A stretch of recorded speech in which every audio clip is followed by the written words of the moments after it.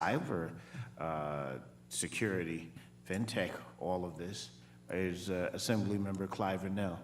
Assemblymember, would you care to say something?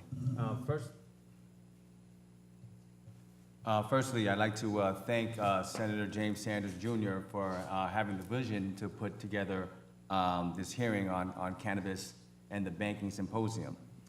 I'd also like to recognize Senator Kruger and my majority leader, Crystal People-Stokes, for leading the way to usher in recreational use cannabis in the Empire State, in New York State. And that can't go unsaid and unrecognized.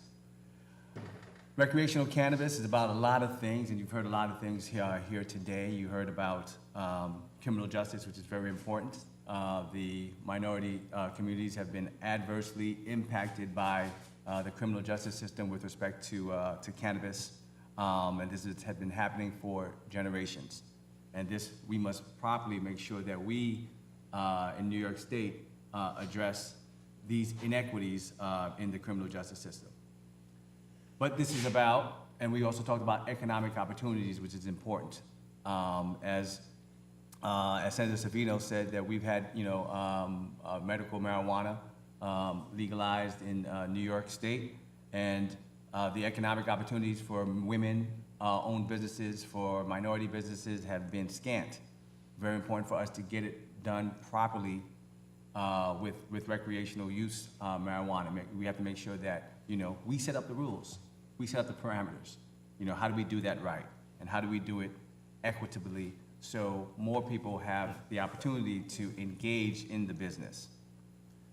We spoke about the federalism issue,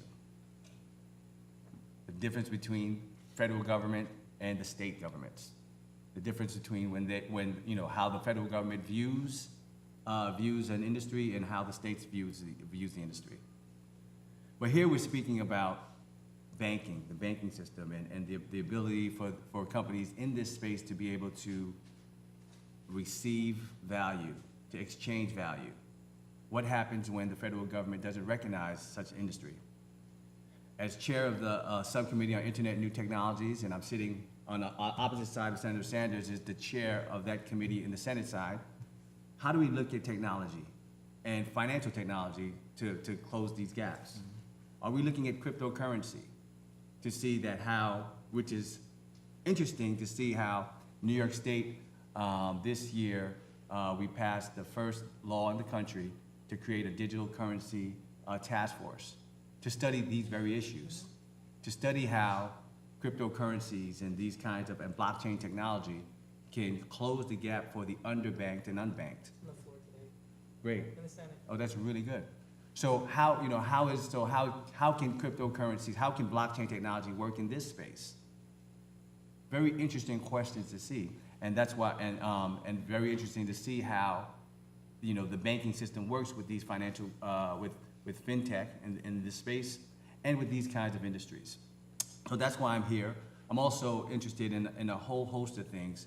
But what's great is that we don't have all the answers, and we have to be humble enough to be able to wrestle with these questions and to be able to talk to the community, to be able to talk to industry, to be able to speak to technologists, to speak to people in the banking industry, to speak to people in the cannabis industry to help figure this out. Because we, as the Empire State, we have to get it right, and but we have to take the leadership and have hearings like this. So that's why I'm here, and thank you for hosting this. Thank you, sir.